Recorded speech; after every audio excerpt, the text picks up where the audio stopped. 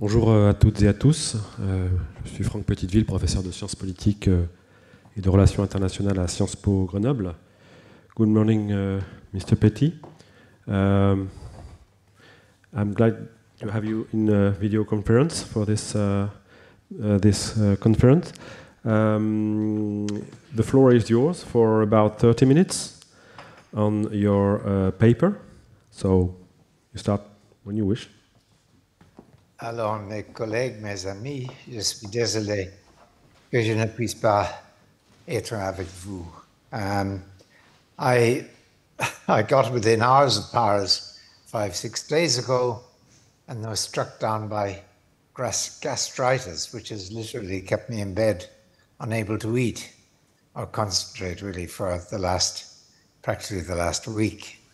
I think the pressure of making a little presentation today has helped me come back towards normal form. It's really, I'm so disappointed not to be able to be at the conference because it's such a wonderful gathering of people from different disciplines with this common interest, and I would certainly have learned much from the exchanges at the event.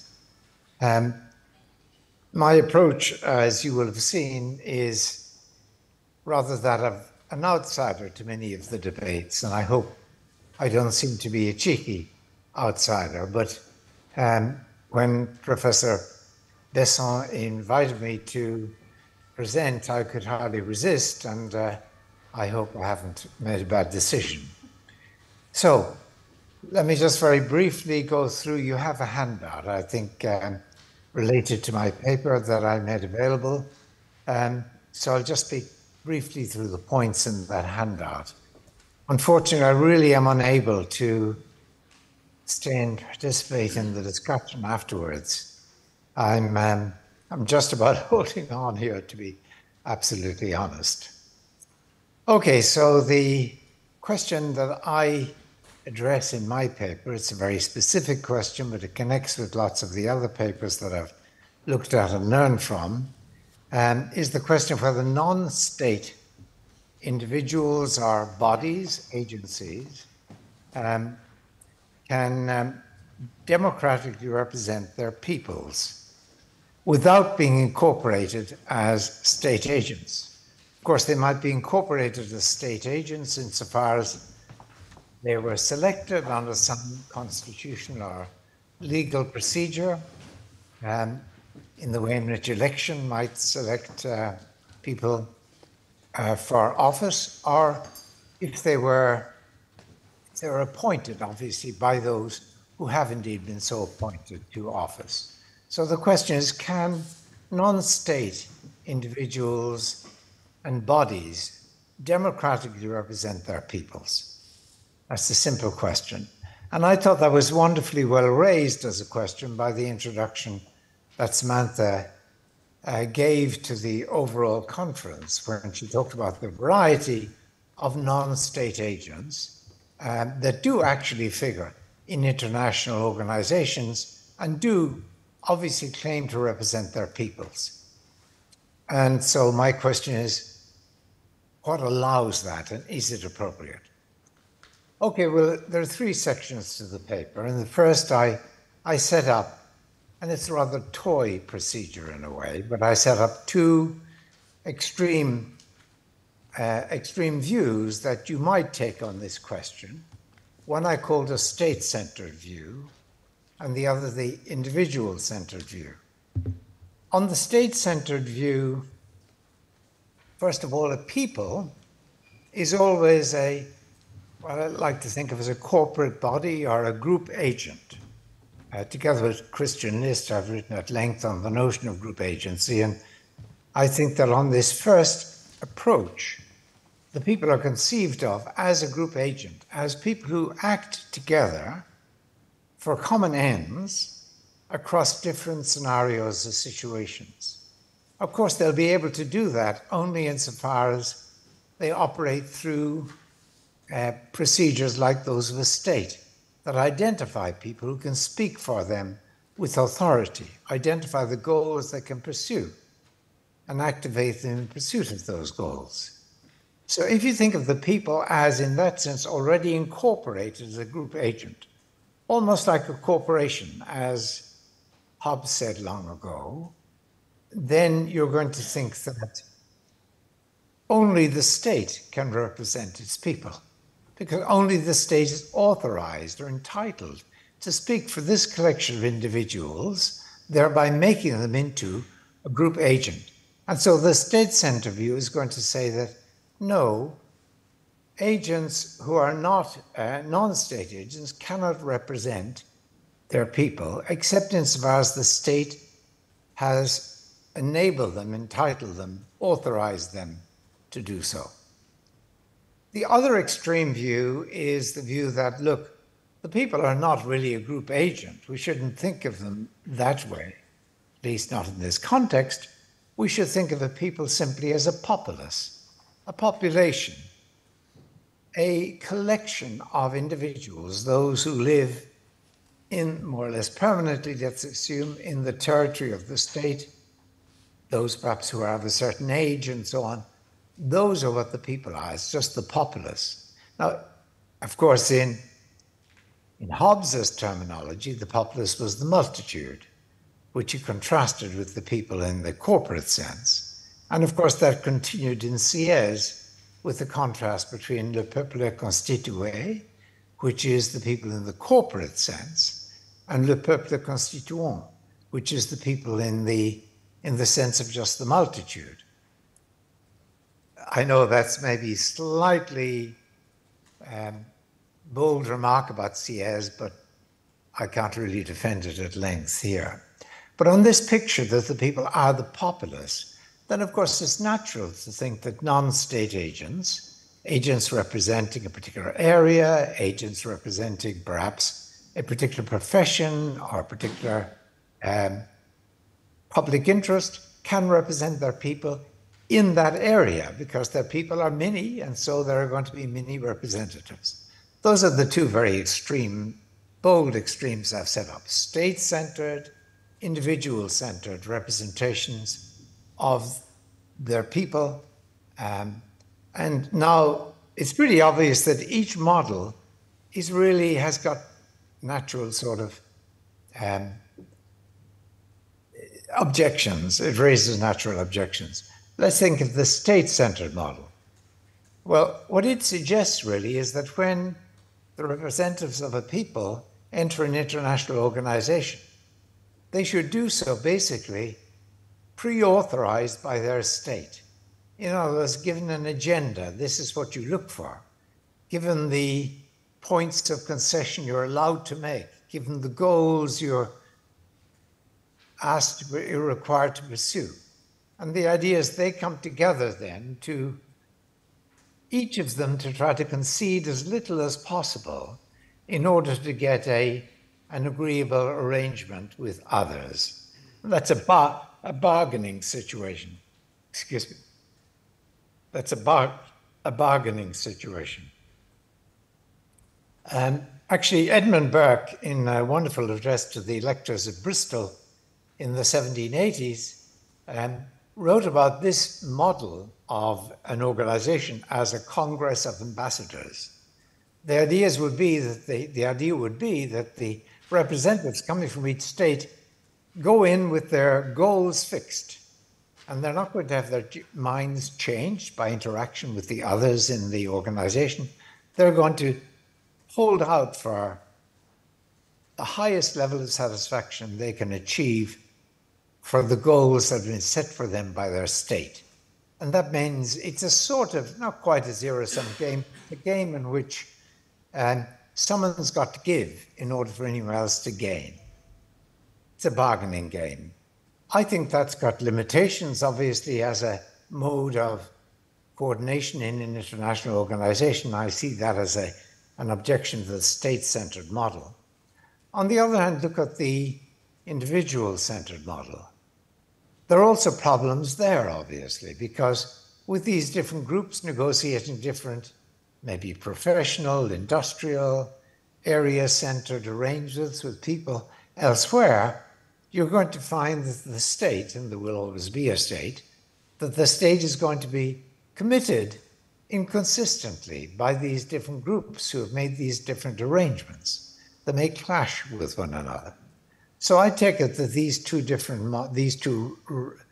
extreme models that I set up, and they are toy models, I recognize, that they clearly have problems.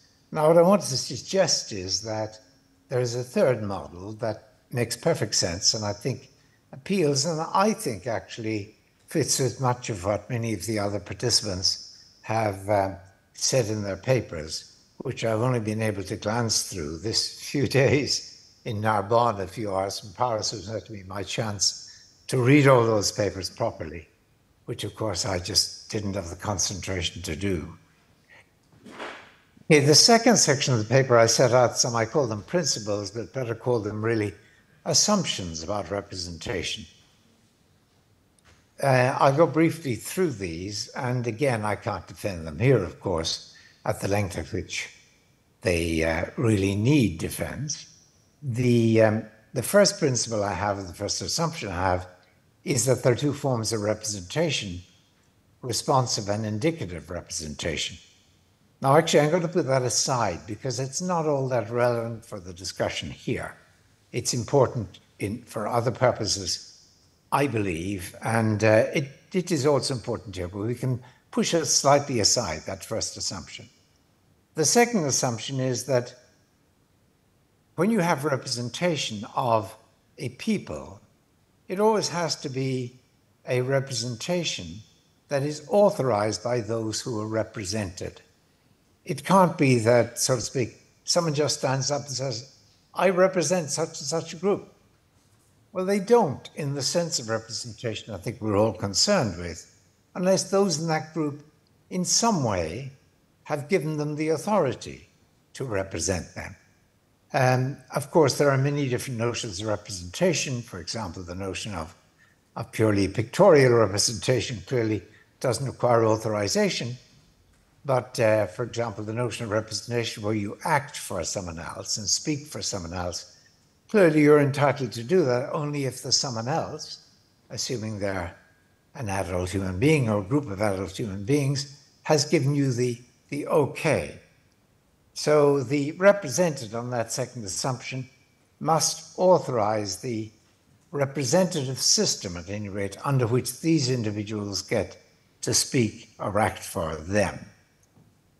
Now, the third assumption I think is fairly unproblematic. It says that in any domain, if you've got a group of individuals, say a people as a whole, and now you've got a particular domain, say it's a matter of banking regulations that are to apply between this country and other countries in financial exchanges, it must be that in any single domain, the represented can authorize only one representative voice.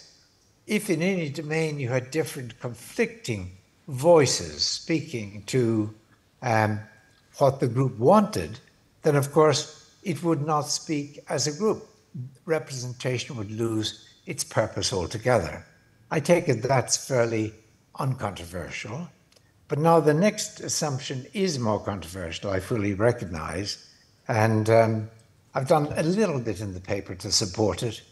I suppose, I hope it doesn't sound too much like self-advertisement if I say that I've just published a book where this is a major theme. The book is called The State. It came out, I think it's out in Europe just about now, actually. But the argument in that book involves the recognition of the importance of sovereignty. But I hasten to add sovereignty in a sense that is consistent, for example, I would say with fully Republican principles of an Italian Atlantic sort that I like, but it's directly connected with Baudin's notion of authority. Anyhow, on this assumption I'm making, the state speaks for its people on all domains. That's what sovereignty is. It's a claim to have the final word in speaking for this people. In speaking for this people on what is the law, in speaking for this people on what their relationships are to other states and other peoples, for example. the state has to be the last authority, and that is to stand by a certain conception of sovereignty. I wish I could say more about this, because I realize as soon as you mention the word sovereignty these days, you're put on the back foot, because it's no longer a, so to speak, a very appealing word, at least in the sort of circles where I move. And so I need to defend it, but I can't defend it fully here. Well, maybe I can make one remark, which is that while Baudin and Hobbes introduced the notion of sovereignty, and indeed Rousseau, of course, too, they all assumed that the sovereign entity that constituted a state had to be a single individual within the state, or a single agency within the state, like the legislature, for example, or like the monarch, if there was a monarch. Whereas I've argued in that book, and I think elsewhere, that the sovereign can actually be the emergent entity that comes into existence insofar as there are different agencies, legislature, executive, judicial, contestatory people, and so on, who interact with one another, but also interact with one another under constraints that mean that the voice of the whole, the voice of them together, remains a coherent voice. On that view, the society itself as a whole, which I identify with the people as a whole, at least if it's democratic, and certainly with the state as a whole, that is really the sovereign voice. Now, my assumption is that the state is going to be an all domain sovereign voice. You can't say a state has responsibility for these people in these respects, but not in those others.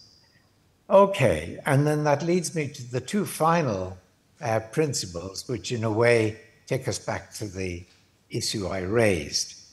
Principle or assumption 5 is that the state must be the only representative of the people on the assumption that it's a sovereign, all domains authority. It must be the only representative. And if there are other voices that speak for the state, that speak for the people, they must be under the control of the state. So that sounds very strongly in support of the state-centered view.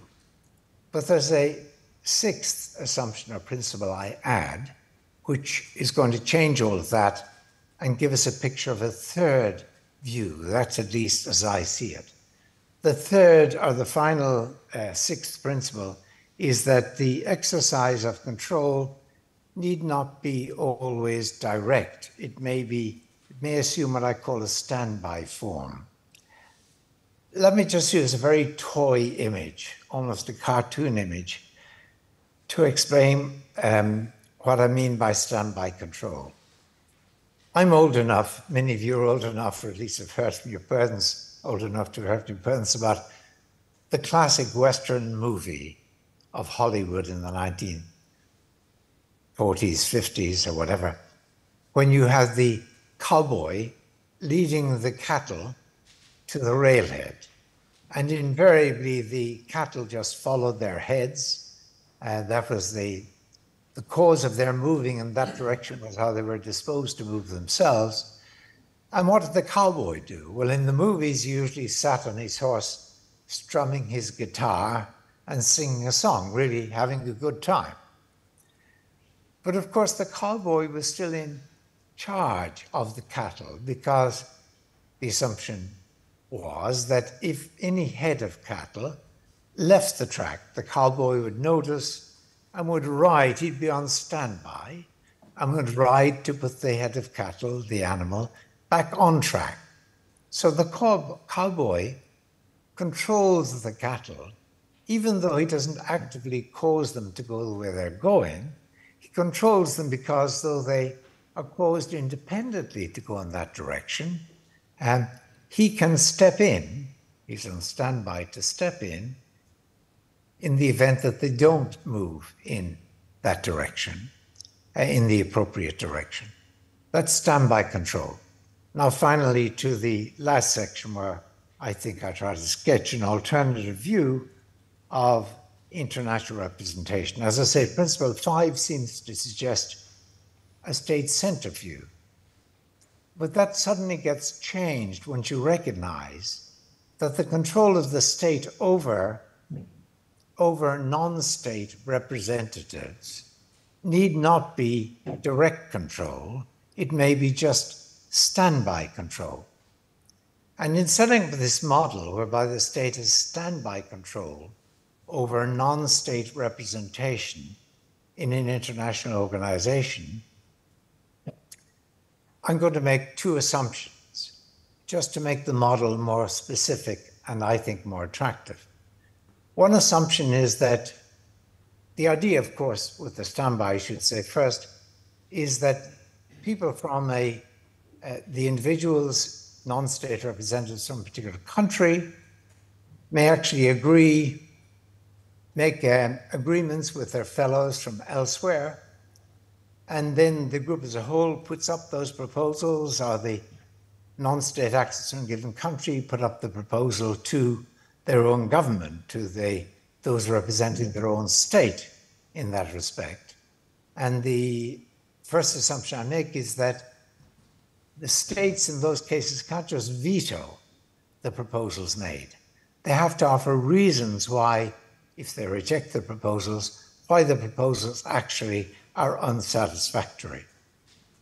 And the second one is that the people in the international organization, the represented, non-state representatives, are able to publicize the proposals they have, seeking perhaps some ideally democratic support back in their own country for the proposal, which of course will put pressure on those in government to at least not reject them outright, but to go a great distance in arguing about them. Okay, so now, why do I think that this model of non-state representation is better than either of the other two? Well, first of all, notice that it doesn't have the defects, and indeed it has the benefits that each of the other two offers. So, for example, it doesn't have the defect in the state-centered model that representatives are just there to push the agenda of their state and to bargain about differences with others. Because these representatives are put into the body, first of all, to meet other representatives, to talk about a common issue, say about regulation in one area or another, about access between different areas, regional areas, about establishing some common communication system or whatever system, radio system, across the borders in adjoining areas. They come together with others to do that. Now, if they're not given a preset agenda by their governments, then they go into that meeting, presumably, to think together about what actually would be a good solution to the problems they're facing. I follow Habermas in thinking that in that sort of environment, it's very natural for people to be precluded from putting forward proposals that are not supported by considerations that everyone will regard as relevant in the group. There's a huge pressure to put forward only proposals that we can all see the value of.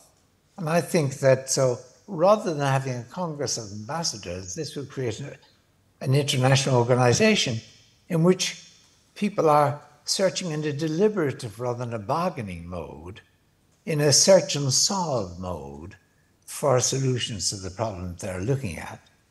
So it doesn't have at all the disadvantages of the state-centered view, the Congress ambassador's disadvantage.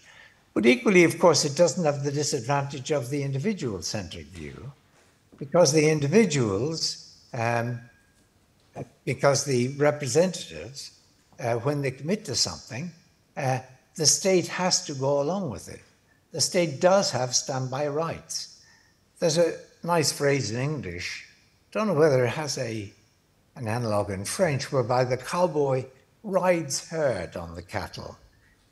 He doesn't push them along, he just watches to see they're going in the right direction.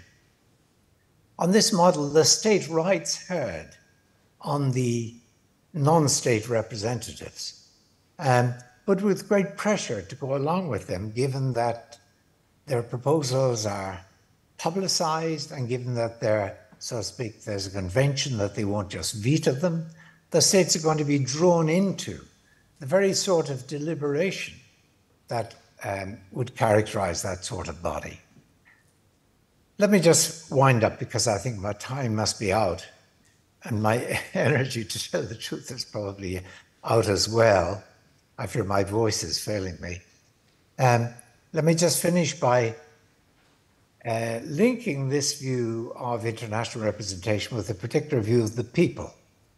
I said that the state-centered view is linked with the notion of the people as le peuple constitué, the people proper, the people established, says Rousseau says, only on the basis of a social contract. I said that the other individual-centered view is associated with the view of the people as just a multitude, a diverse sort of collectivity. On this view that I'm presenting, I think of the people, I think there's a third concept of the people. This also is crucial to my book on the state that I self-advertised early. Apologies for that. I think there's a third notion of the people that absolutist tradition really missed, which is the people, I think, well called le peuple constituant, but unlike in Sieyès, not a people that are sort of left behind as le peuple constitué gets established. Le peuple constituant, properly understood, are really people, citizens, you might say, insofar as they must sustain any state that's to continue in existence.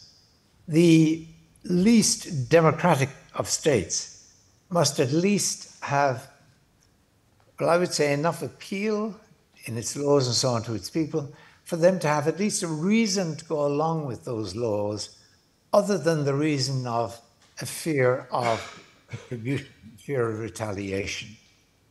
And in such a state, for the state to exist, people have to generally obey the law. They have to recognize that other people expect them to obey the law. And they, of course, will also act on the expectations that others obey the law. And equally, people have to take up any tasks allotted to them under the state and perform those tasks and accept the allotment of other tasks to other individuals in the population. And if it's a democracy, of course, the people have to be ready to vote, ready to contest, ready to play the part that is required if a state is to be a democracy. In assuming these roles, the citizens in any society, democratic or not, they sustain the state. The state is going to go, it's just going to disappear out of existence unless people do this. Now, I think that we can think of the people as citizens in a way, are precisely the people you might expect to be represented in this model I've given you of a standby control in international organizations. It is citizens who put themselves forward, who accept the job of being on these organizations or whatever, but they equally accept that while they go in good heart to look for search and solve approaches to common problems with other peoples, they do so, of course, under the standby control and exchange with those state authorities in their own country. I trust that I've been reasonably coherent in that presentation. I don't feel all that clear-headed, to be honest. And thank you very much for your attention, and my warm thanks to Samantha and others for the invitation to take part.